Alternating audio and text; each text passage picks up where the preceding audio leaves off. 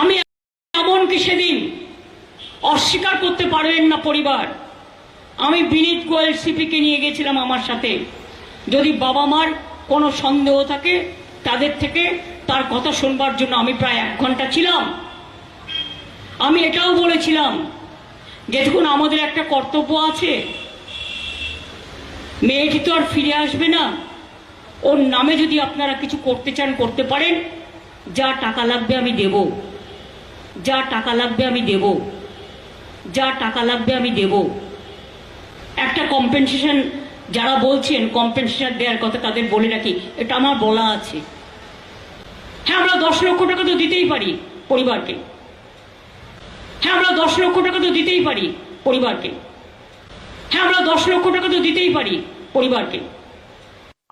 উনি মারা গেছে ও শুক্রবার, রবিবার সম্ভবত ওদের কাজ ছিল বা কিছু একটা, যেটুকু থাকে ক্রিয়াকর্ম বা কিছু একটা।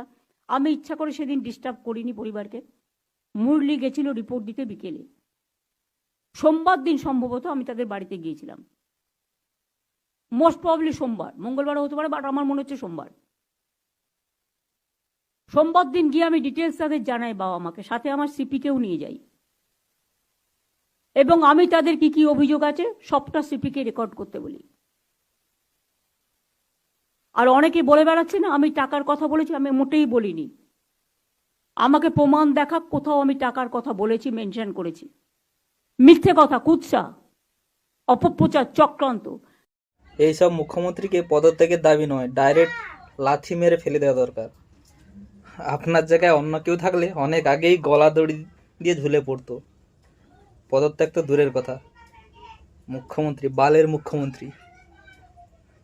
আমি তো এই বললাম সোশ্যাল মিডিয়ায়, বালের মুখ্যমন্ত্রী থাকলে আমার বিরুদ্ধে অ্যাকশন নিয়ে দেখান, ক্ষমতা যদি থাকে।